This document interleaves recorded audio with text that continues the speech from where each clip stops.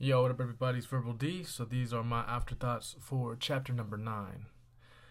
And God blessed Noah and his sons, and said unto them, Be fruitful, and multiply, and replenish the earth.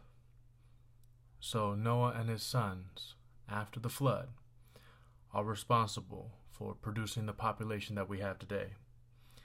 And the fear of you and the dread of you shall be upon every beast of the earth, and upon every fowl of the air, upon all that moveth upon the earth, and upon all the fishes of the sea. Into your hand are they delivered. That's a very important verse, because since God gave us dominion over all the living things in the earth, it is only right that God has dominion over all of us, and that we should fear Him, because fear of God is the beginning of wisdom. And God has made us in His image, which is why many animals and many creatures on this earth fear us, right? Because we were made in God's image. Verse 3, Every moving thing that liveth shall be meat for you, even as the green herb have I given you all these things. Like I said before, trying not to lean onto my own understanding, trying to come from a biblical perspective. So what I think this verse is saying, God forgive me if I'm wrong, but not every moving thing that liveth shall be meat for us, in terms of the unclean animals, right? So there has been a designated amount of clean beasts and things that we're allowed to eat.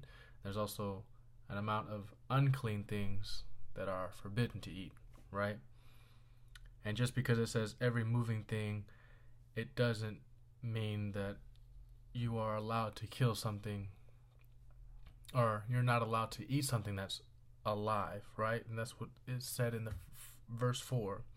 But flesh with the life thereof, which is the blood thereof, shall ye not eat.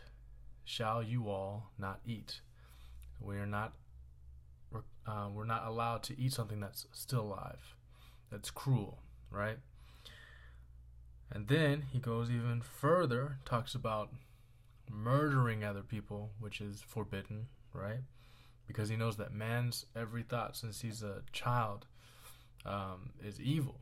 So he has to let you know that this is very possible, because you've seen it with Cain and Abel from the very beginning, right? And surely your blood of your lives will I require, at the hand of every beast will I require it, right? So every beast that's living and that you kill out of cruelty, hatred, or anger, he will require your blood during the Old Testament. And at the hand of man, at the hand of every man's brother, will I require the life of man. So back in the day, it was an eye for an eye, tooth for a tooth.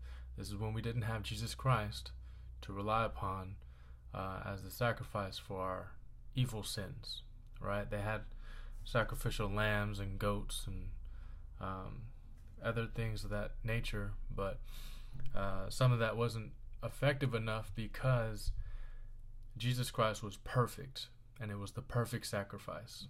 And then some of these animals, though they may be clean as a sacrifice, they're not perfect, and they cannot take the place of what Jesus Christ has done, you know? Let's see. Verse 6, Whoso sheddeth man's blood, by man shall his blood be shed. For in the image of God made he man. So God didn't create us in his own image for us to be slaughtering each other, right? He gave us a purpose.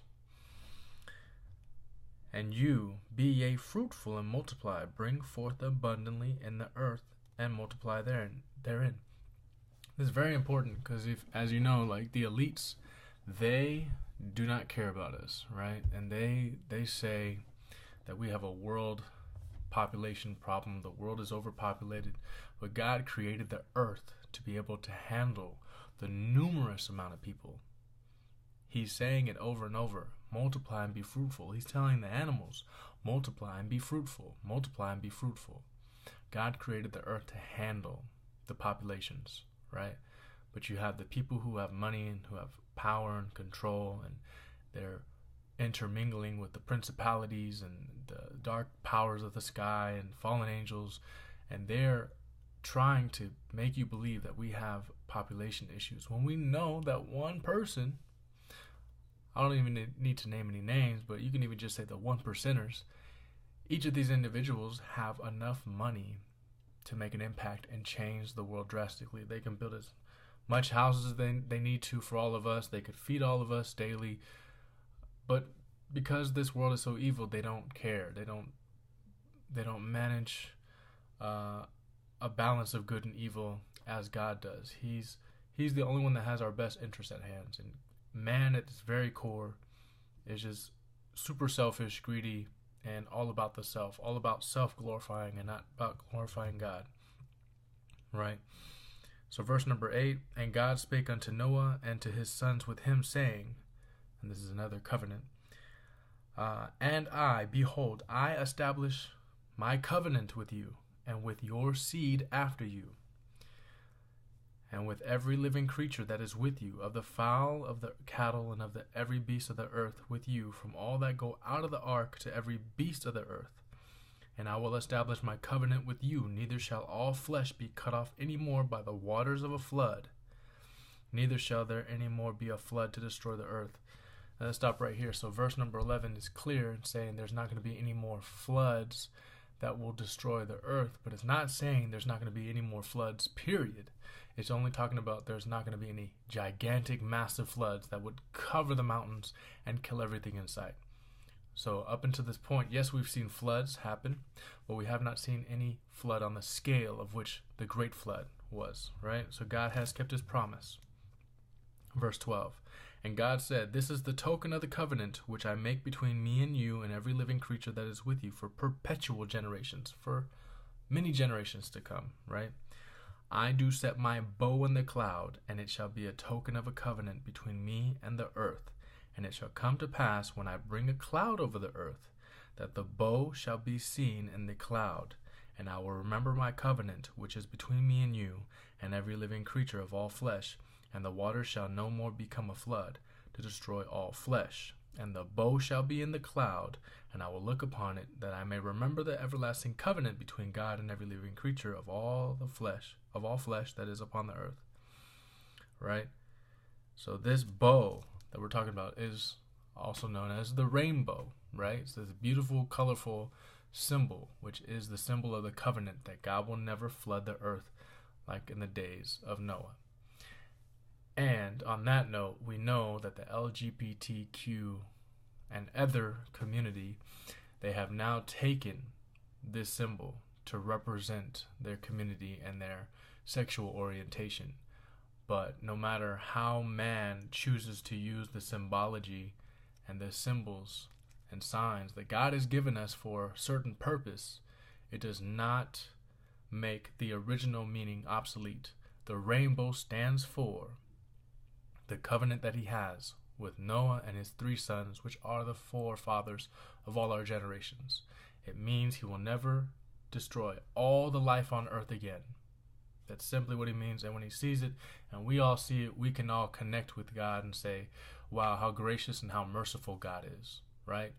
We're not thinking, if I were to go around wearing a t-shirt that has a rainbow on it, a lot of the people in this world, which we Christians have been called to be out of the world, but we still are in it, but we are not of the world, they would all think, oh, maybe he's gay, maybe he's a homosexual, maybe he's a supporter of the LGBTQ other community.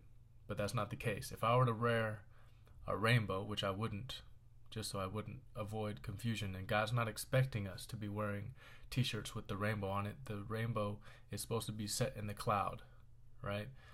And that is the symbol that we're all been given. But it's just that's just the world twisting a lot of these biblical symbols and signs that God gives us. And we are even a generation that shouldn't even rely on symbols and signs, but God still gives it to us because he knows that it means something and it stands for something. It has a purpose, and we should be walking in a blind faith, right? Verse 17. And God said unto Noah, This is the token of the covenant which I have established between me and all flesh that is upon the earth.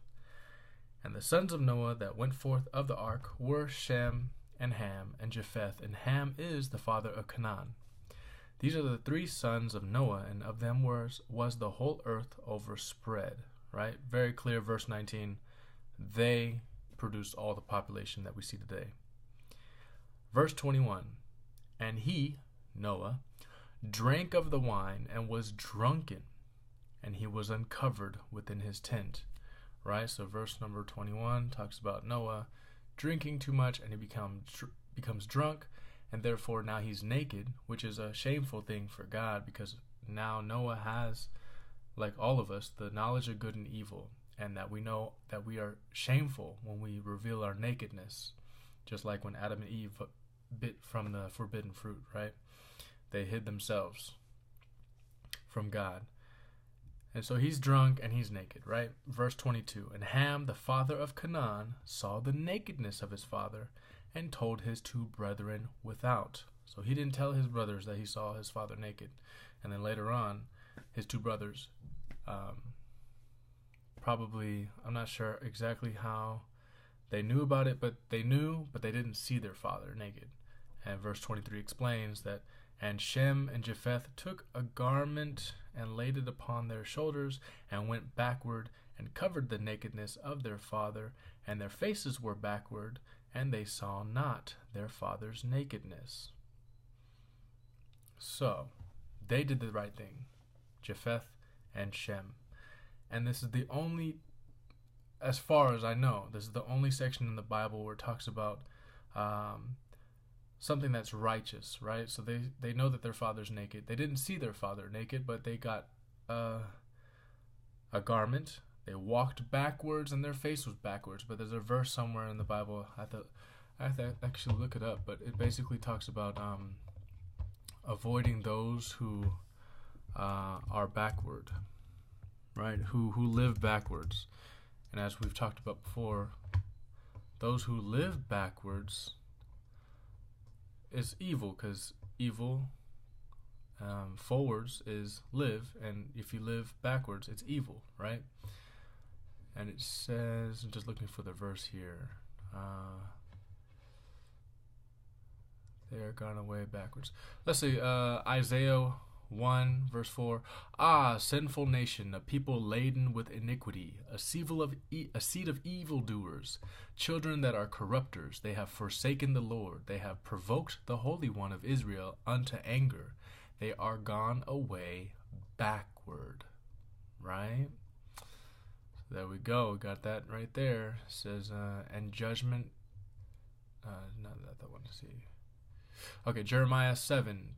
Verse 24, chapter 7 to verse 24. But they hearkened not, nor inclined their ear, but walked in the counsels and in the imagination of their evil heart, and went backward and not forward. So clearly, it's, backward has a negative connotation, right? We're supposed to be always moving forward in the Lord on the narrow path to heaven, to be reunited with God through Jesus Christ. So, Shem and Japheth, they walk backwards, faces backwards, but they are doing an act of righteousness. It's a difference. Verse 24, And Noah awoke from his wine, and knew what his younger son had done unto him.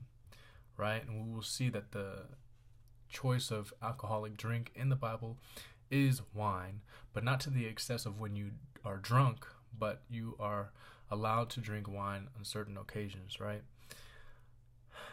And he knew what his younger son had done unto him. So maybe he was drunk and he saw his son and noticed that his son didn't tell his brothers that Noah was naked. Maybe Noah called out to his sons and they got the garment for him, right? I'm just speculating. And Noah said, Cursed be Canaan, a servant of servants shall he be unto his brethren. All right, so he's specifically talking about Canaan, the son of... He's specifically talking about the son of Ham, Cursed be Canaan, his grandson. And he said, Blessed be the Lord, God of Shem, and Canaan shall be his servant. So as punishment to Ham, Noah is punishing his grandson because that is the first child of Ham. And so he knows that that is a consequence of Ham not revealing that he saw his father's nakedness, which is a shameful thing, and he wasn't honest about it, right? And God shall enlarge Japheth, and he shall dwell in the tents of Shem, and Canaan shall be his servant. And Noah lived after the flood 350 years. And all the days of Noah were 950 years, and he died. So there you have it, my afterthoughts of chapter 9. It's a pretty lengthy one, but it has a lot of good stuff that we talked about. And Noah living 950 years, he lived a great life, almost 1,000 years. And as I said before, 1,000 years for us is only one day to God. So Noah was nearly perfect in God's eyes, or he was perfect because God chose him out of his entire generation. Correct me on that. And he got to live almost a whole day with God because God is without time. So we don't have that luxury to live 1,000 years. We are having 120 years max. Some have made it to 126, some apparently 131, 132, but that is the average lifespan. So if you think about it, every day that you live in this lifetime, every day is like 1 second that you can spend with God. And out of this one day, how many of these actual seconds of the days of the 24 hours do you even spend time learning about God, speaking to God, praying to God? So just keep that in mind. I will see you guys in chapter number 10, and God bless.